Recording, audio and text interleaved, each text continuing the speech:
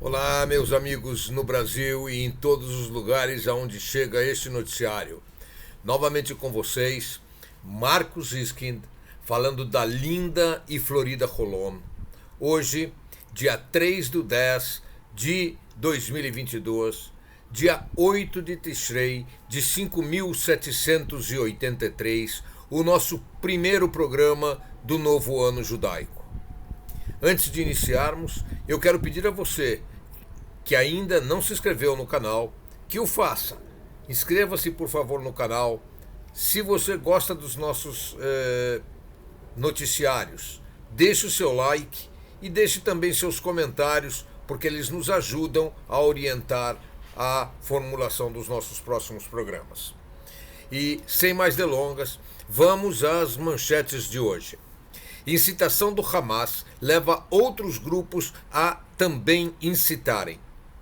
A taxa de juros em Israel deve voltar a subir ainda hoje. Israel e Líbano estão perto de um acordo histórico. É muito grande a ajuda israelense às vítimas do furacão Ian e do furacão Fiona nos Estados Unidos e em Porto Rico. Dentro de uma semana, Israel se encherá de festivais. E amanhã, ao cair da tarde, se inicia o Yom Kippur. O Hamas volta a ter influência entre os árabes na cidade de Jerusalém. Há cerca de um ano e meio, o Hamas teve imenso sucesso em levantar a população árabe de Jerusalém e muitas cidades mistas aqui dentro de Israel, tais como Akko, Lod, Ramle e em menor escala também Haifa, para um conflito entre árabes e judeus. Mas depois disso perdeu muita importância. E agora o Hamas tenta recuperar importância através da incitação dos islâmicos contra Israel, alegando mentirosamente que judeus poderiam tentar dessacralizar a mesquita de El-Aqsa, que é o terceiro local mais sagrado do islamismo, para construir em seu lugar o terceiro templo. O momento é propício para essas alegações, uma vez que estamos no mês judaico de Tishrei, que envolve uma série de festividades como o Ano Novo Judaico, 10 dias depois, o Dia do Perdão, Yom Kippur, e alguns dias depois, uma semana inteira de festividades com a festa de Sukkot, que é a festa dos tabernáculos. Jerusalém se enche de pessoas que vêm para suas orações frente ao muro ocidental, que em português é erroneamente chamado de Muro das Lamentações. Esse grande afluxo de judeus a Jerusalém serve como motivo para esse tipo de falsas alegações, aliás, repetidas quase que anualmente. É importante mencionar que jamais houve qualquer tentativa de dessacralizar locais islâmicos, mas essa mentira, que é repetida com frequência, acaba insuflando e aumentando a violência em Jerusalém e eventualmente em outras regiões. A Jihad Islâmica, que concorre com o Hamas, não podia ficar atrás e teve de mostrar radicalização também, repetindo os mesmos slogans e chamando para a defesa de El-Aqsa. Infelizmente, vozes dentro da própria autoridade palestina começam a falar a mesma coisa, numa tentativa de mostrar-se defensora da mesquita. Afinal, defender a mesquita de alegados ataques possíveis por parte de judeus ajuda a criar antagonismo que grupos terroristas sempre fomentaram. Israel mobiliza milhares de policiais e soldados para manter a ordem. E até aqui, todas as tentativas de violência, graças a Deus, foram contidas. Ainda temos 15 dias de festas religiosas na nossa frente. Esperamos que a violência não saia de controle e possamos comemorar o Dia do Perdão e a linda festa de Sukkot sem incidentes. As economias mundiais vêm aumentando suas taxas de juros para tentar conter a inflação. O Banco de Israel, que equivale ao Banco Central no Brasil, deve anunciar ainda hoje o 5º aumento consecutivo das taxas de juros. Analistas acreditam que deverá ser promulgado um aumento entre 0,5% até 0,75% ao ano, que deve levar a taxa de juros em Israel a 2,5% ou até 2,75% ao ano. Pode parecer para você no Brasil que 2,5% é muito pouco quando você compara com a Selic atual no Brasil, que é de 13,75%. No entanto, os juros em Israel tiveram uma verdadeira explosão, passando de 0,1% para 2% ao ano, antes do aumento a ser anunciado hoje. Isto coloca uma grande pressão, principalmente sobre todos aqueles que têm hipotecas e dívidas em Israel. E uma boa notícia: Líbano e Israel estão provavelmente a poucos dias de terem finalmente uma fronteira marítima definitiva. O acordo, costurado pelos Estados Unidos desde 2012, traça uma linha demarcatória exatamente na metade das reivindicações de cada país. Assim, o campo de gás de Karish, que sempre esteve em território israelense, continuará em território israelense. Israel abre mão de todo o triângulo que ele reivindicava desde 2012. E o Líbano abre mão também da área que ele passou a reivindicar em junho de 2021.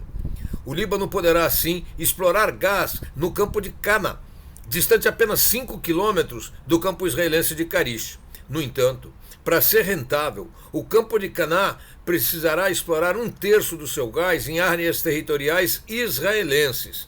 Pelo acordo, que aparentemente será assinado esta semana, Israel permitirá ao Líbano que o faça, recebendo indenização de alguma forma ainda não acertada, talvez aluguel da área ou royalties sobre os lucros das explorações de cana. As explorações em cana ficarão a cargo de um consórcio francês. O grupo terrorista Hezbollah, que domina o Líbano, uma vez que seus armamentos são muito superiores ao do exército libanês, vem ameaçando torpedear os acordos. O motivo é claro: uma aproximação entre Líbano e Israel enfraquece bastante o Hezbollah. Israel já alertou em algumas ocasiões que, caso o Hezbollah ataque, a resposta de Israel será devastadora. A Europa olha com muita expectativa os resultados deste acordo, pois necessita urgentemente do gás, uma vez que a Rússia vem sabotando a entrega do gás desde o início da guerra contra a Ucrânia e o inverno se aproxima. Até o fim dessa semana, Líbano e Israel devem dar uma resposta final ao documento que foi apresentado pelo mediador norte-americano. Os benefícios econômicos podem ser marcantes para o Líbano, que vive a maior crise da sua história, sem recursos sequer para operar suas centrais elétricas, que fornecem energia apenas 2 horas por dia aos libaneses. Já em Israel, onde há uma acirrada disputa política para as eleições do próximo dia 1 de novembro, o líder da oposição, Benjamin Netanyahu, tenta solapar o acordo, pois acredita que, se o acordo for assinado, ele beneficiará o atual governo da aliança de Yair Lapid e Benny Gantz. Grupos israelenses se dirigiram a Porto Rico na semana passada em consequência do furacão Fiona. E outros 2 grupos saíram ontem à noite para a Flórida para ajudar a recuperação causada pelo furacão Ian. O grupo Smart Aid levou sofisticados trailers de energia elétrica móvel com equipamentos tecnológicos que possibilitam rápida reativação de energia elétrica, da internet e das telecomunicações, permitindo assim o imediato reinício de trabalhos em hospitais. Eles também ajudará as transmissões de rádio e as comunicações pessoais. Por outro lado, a United Hatzalah leva ajuda psicológica, ajuda de emergência aos afetados, bem como serviços médicos e ajuda humanitária. Trata-se da mais rápida intervenção dos grupos de ajuda israelense, que tiveram de se desdobrar em 2 países em tão pouco tempo. A equipe da United Hatzalah inclui principalmente membros da unidade de psicotrauma e resposta à crise, juntamente com diversos paramédicos. É tradicional em Israel que a semana de Sukkot, que começa daqui a uma semana, que é a festa dos tabernáculos, seja também uma explosão de festivais no país. Há festivais de música, de malabarismo, de culinária e de teatro, entre outros. Há também um concorrido festival de contadores de história. Este ano, pela primeira vez, antigos espiões israelenses poderão contar detalhes de algumas das suas missões, cujo período de silêncio já se encerrou. O Festival Internacional de Teatro de Acre, que completa 43 anos, terá 60 obras diferentes em hebraico, inglês, francês, árabe e eventualmente outras línguas. Os drusos receberão em suas cidades para passeios históricos e culinários. A cidade de Rehovot, com seus centros científicos, terá um festival de ciências para pré-adolescentes. A cidade árabe de Abu Ghosh terá seu festival de música clássica e de câmara. Jerusalém também terá dezenas de passeios pela história da cidade. A minha cidade de Holon terá gratuidade em obras de teatro, apresentações musicais ao ar livre e entrada em museus. Enfim, Sukkot é tempo de shows, de cultura, de passeios, de diversão, de norte a sul do país. E agora, ao anoitecer desta terça-feira, por 25 horas, judeus em todo o mundo entrarão num período de constrição, oração e jejum.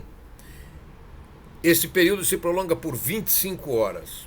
Desde o pecado do bezerro de ouro e o perdão divino que ocorreu, judeus respeitam esta data sagrada. Desde a destruição do segundo templo, os serviços de Yom Kippur consistem em orações em sinagoga, começando com o início de jejum e a oração de Kol Nidrei no pôr do sol desta terça-feira e terminando com a oração de Neilá na noite seguinte. Quem não pode frequentar a sinagoga observa esta data em sua residência. Durante o Yom Kippur, somos elevados a um estado angelical, numa união com Deus, união de uns com os outros e uma união de nós conosco mesmo. Nos dedicamos, durante essas 24 horas, à introspecção, à análise de nossas falhas e à tomada de decisões para nos tornarmos seres humanos mais dignos, mais honestos e mais fiéis. E perdoamos nossos semelhantes, tal como esperamos que Deus permita também que sejamos perdoados. Espero que Deus consiga incutir na mente dos homens e dos seus governantes o desejo de paz, ao invés do atual ódio e das disputas entre pessoas e países. A todos vocês, eu desejo que sejam selados no livro da vida, no livro da saúde, e que todos os nossos pedidos possam ser atendidos. A meus ouvintes judeus, eu desejo um jejum fácil e orações que sejam recebidas pelos anjos. Meus amigos, é o que tínhamos a lhes dizer por hoje. Nos encontraremos, se Deus quiser, na próxima quinta-feira com o Radar do Mundo Judaico e na segunda-feira consecutiva com um novo Notícias de Israel por Marcos L. Ziskin. Desde Holon, o meu abraço e um bom ano de 5.783 a todos os nossos ouvintes. Obrigado.